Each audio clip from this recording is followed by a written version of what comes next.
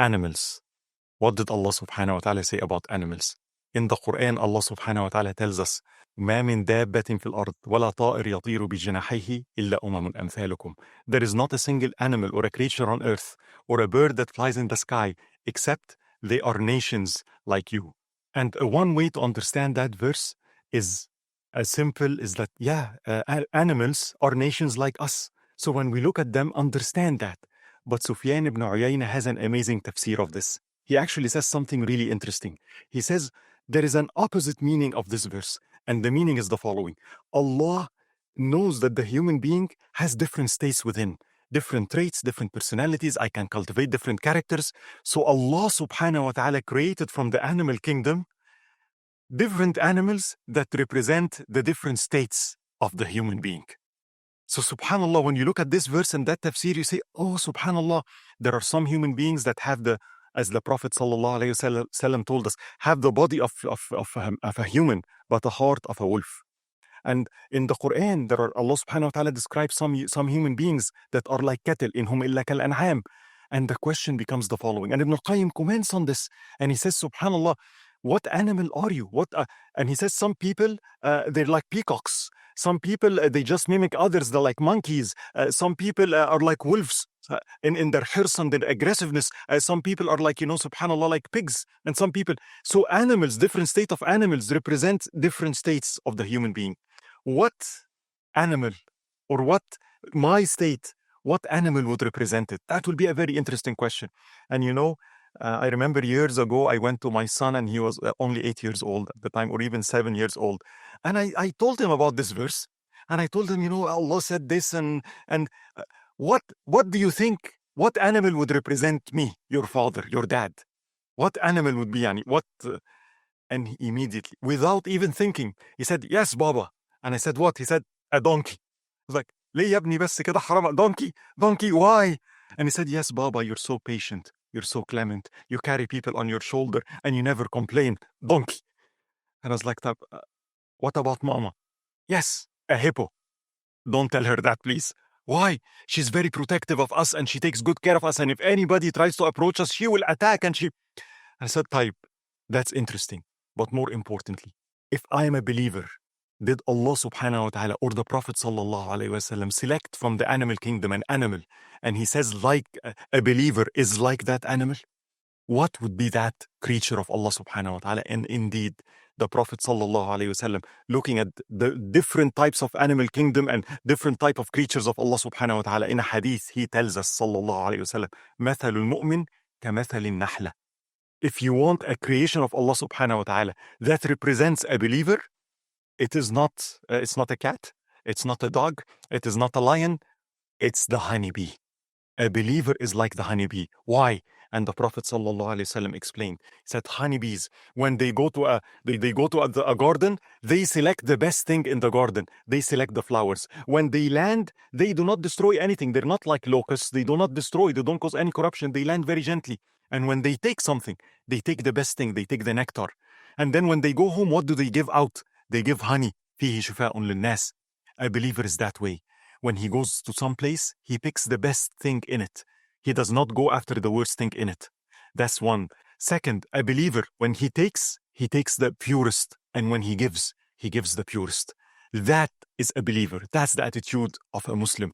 We should be like honeybees. But there are much, much more than this. Yes, the concept of gratitude.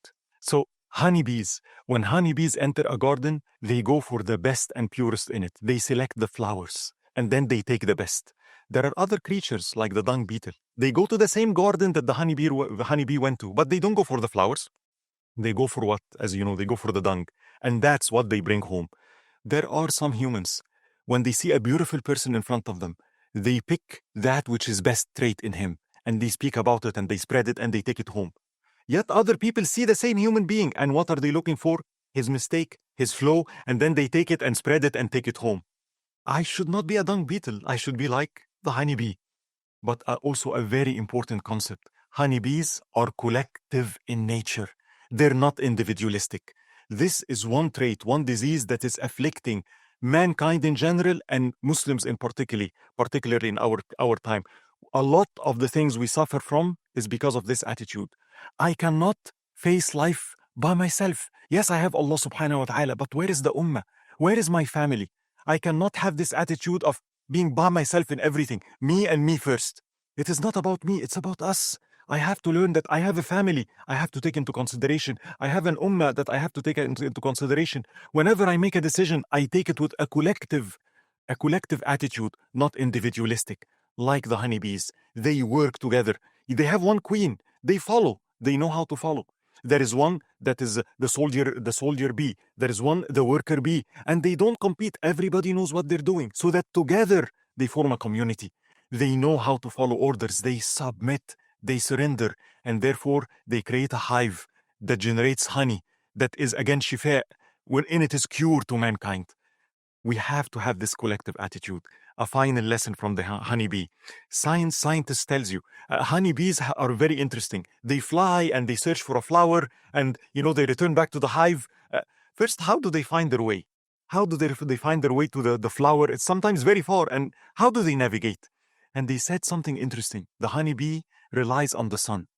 Subhanallah, like its compass. When it flies, it looks at the sun and finds the angle and says, 30 degrees from the sun, and starts flying. But wait a minute, by the time it reaches the flower and the time back, the sun moved. Scientists discover the honeybees, Allah made them able to correct for the movement of the sun. They don't know math, they don't know calculus, yet Allah subhanahu wa ta'ala gave them the ability to calculate where the position of the sun is and correct for it on the way back. But here is the lesson. What if it is cloudy? What if there are clouds and the honeybees cannot see the sun? How will they find their way? They might get lost. And subhanallah, scientists discover honeybees, unlike humans, they see, yes, red, orange, green, yellow, but honeybees see beyond the humans. They see the ultraviolet rays. Their eyes can detect it. Why is that important? Clouds, they block white color. They block, the red, green, orange, yellow, but ultraviolet rays penetrate the cloud. So for me as a human, when I look up and it's a cloudy day, I don't see the sun, it's dark. But guess what? For the honeybee, it looks up and it is sunny. I can see the sun because I see ultraviolet. Why is that important? The sun is there. All what it takes is a thin layer of water vapor called a cloud to veil me from the sun. When I don't see the sun, I don't have light. When I don't have light, I do not see. When I do not see, it becomes really scary very fast and I don't know where to go. And I cannot navigate my way in life.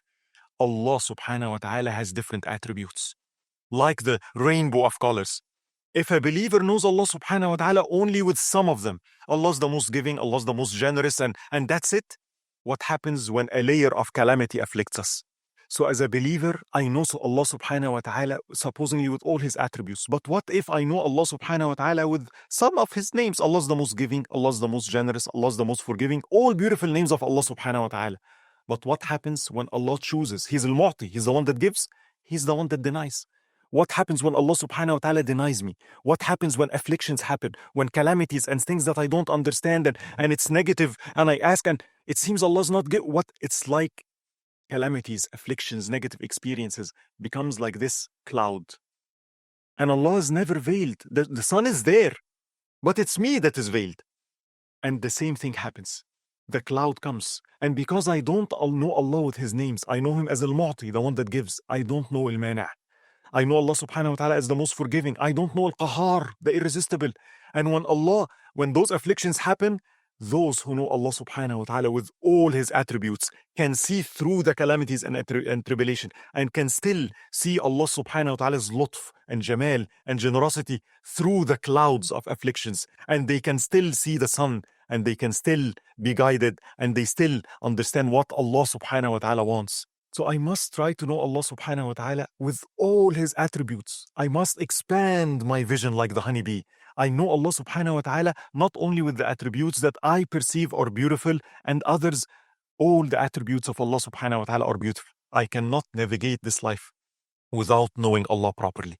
To know Allah properly, I have to know Him as what?